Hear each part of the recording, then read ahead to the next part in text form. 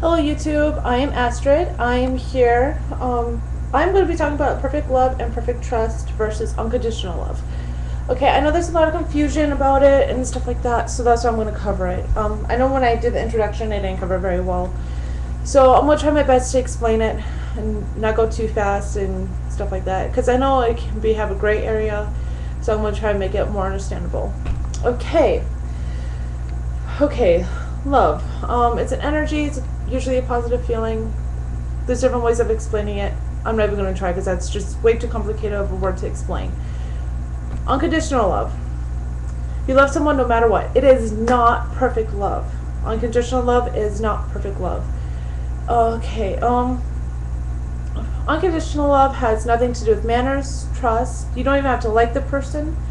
Unconditional love does not mean you continue to be in harmony or ever learn to trust them again. It means that you love them no matter what they do. So pretty much if you're being disrespected, like, okay, here's a prime example. Stereotypical. Okay, an abusive relationship. I love you, baby, I love you, I love you. Then why do you leave this black guy? Okay, that's unconditional love. You stick with them no matter how much they treat you like crap. You love them no matter what. If you're not like them, you won't live in harmony, but you still love them despite whatever they do. Okay. The main thing with unconditional love is the fact that there's no trust and there's no harmony. Okay? What makes that different from perfect trust is that there is trust. Or perfect love is that there is trust. Okay? To love perfectly, one must be able to trust and be trusted. In order to be trusted, one must not harm or be harmed. Because I know people make mistakes, and that's okay. We're all human beings, okay?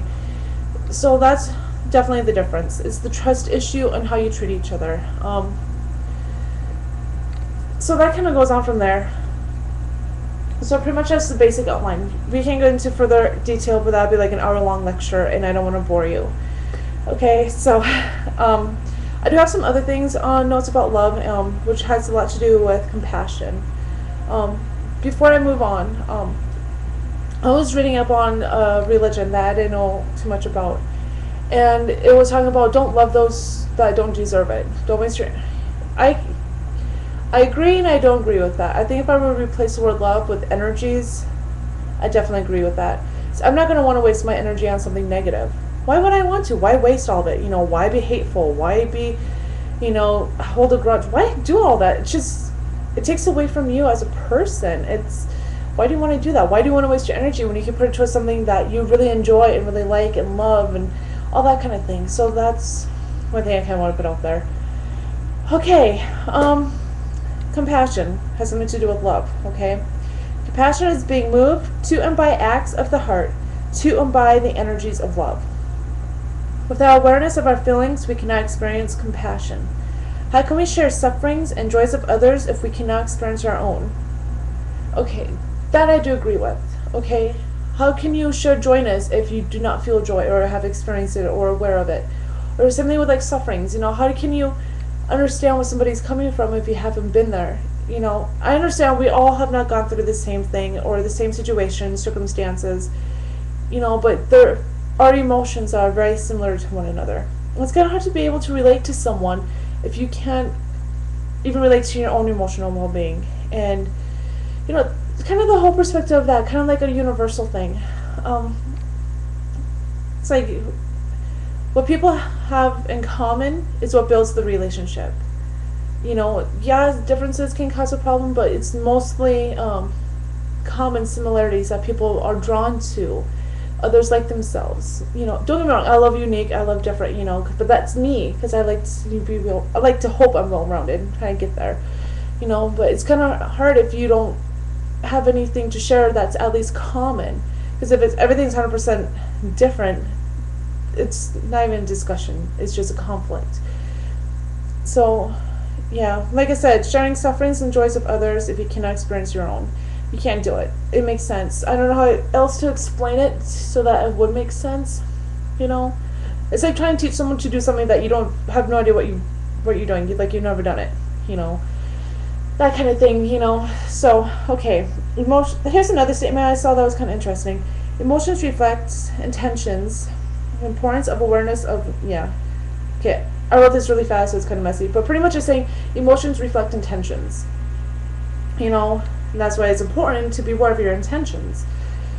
I agree with this. Definitely if it's subconscious, you know, we don't always know what our subconscious is trying to say. But consciously, you know, you can definitely make the decisions a lot wiser and better ones, you know. Hatred of evil does not diminish evil, it increases it. I agree with this, okay? Okay, like I said, I do with a lot of adolescents and a lot of young adults. I'm not very old myself, so take it what you will. Okay, I see this with people of all different ages, and one person in particular that I'm thinking of is my sister-in-law. Okay, people talk smack. People do stupid things. Yeah, we're human. We're like, okay, we're different from all the creatures, all of their forms of life here on Earth, okay? We're the meanest, you know, we're the most abstract, you know, the list goes on, okay? Okay, people are negative. Yes, there are people out there who are meant to harm. Okay, when people are harming, they're expecting a certain outcome, a certain reaction. So if you want them to succeed in what they're trying to do, why do the things that they want you to do? Okay, like say someone's talking smack to me or about me, because I'll be honest, some of you, you know, like, oh, rather burn in hell. Okay, honestly, I gotta laugh at you. You're actually pretty funny. Okay, yeah, you are funny. It goes to show you don't know too much, because Wiccans don't believe in hell. Okay, real quick. Yeah, sorry, I thought that was funny. I had to tell you. Okay, like, okay, what was I saying? Okay, let's say someone was talking smack. Okay, and they kept talking and talking and talking. Yeah, they're probably gonna try to get me to freak out and have my temper flaring. Or why not just, you know, be positive and just totally react differently, you know? First of all, it's going to throw them in a loop. Especially if you smile, they're going to be like, oh my god, this person is crazy. Okay, I'm sitting here trying to make them freak out and get a negative reaction, and all I'm getting is positive. They're crazy. You kind of scare people when you do that. And, okay, for those of you who don't know, I used to have a really, really bad temper. I used to flip my lid so easy. It took me years and years of years conquering it.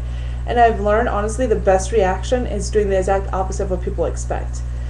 You know, because I've had a lot of people expect me not to do well or fail, and I can't do this and I can't do that, and proving them wrong is awesome. It's priceless. And that goes the same way when you're dealing with like hatred or evil and negative. You know, be positive. You know, the light overcomes the darkness. There's a rainbow after every storm. Silver lining in the cloud. All those kind of cliches. Yeah, it's a cliche for a reason. So definitely put that out there. Okay. I don't know if that makes sense. I'm just rambling. I'm really bad about that. Like I said before, I easily get sidetracked. Way easy. Okay, but anyways, here's a quote. It says, unconditional, okay, here it is. Unconditional love is of the soul, instantaneous, universal, not bound. Okay, like we were talking about, okay, unconditional love means there's no harmony, or not necessarily there's any harmony, it's not respectful, and it's harmful. Okay, so if that's universal, you know, I disagree with that. To me, it doesn't make sense. I can see perfect love when you're trying to be good and trying to be compassionate and understanding and all that kind of stuff. And so that's kind of like where I'm kind of going with that. I think if they used perfect love, I don't know if the person who wrote the book knew what it was or anything about it. So I love this author. Fantastic author. I love the book. It's been absolutely inspirational. I'll definitely tell you more about the book later on. But yeah, that's pretty much what it is. Yeah, love and compassion, it's a universal thing. You know, if you want to be respected, you gotta respect others. You know, if you want to be treated like crap, treat others like crap. It's golden rule. It's really simple. You know, karma, whatever you want, whatever. And the Wiccan way is to harm none. You're not supposed to be harmful. You're not supposed to. That includes your thought patterns and your emotions and your energies, and how you act and react and how you don't act or react. So, yeah, like I said, I'm usually all over the place. I'm really trying to stay focused. I jump from subject to subject. So I'm hoping that it's still good. You guys liked it and it's informative. If you have any questions, ask away. Any subjects, topics, ask away. If you think it's dumb, great, fab, whatever, let me know. Feel free to comment. Once again, I'm Astrid, and thank you for watching.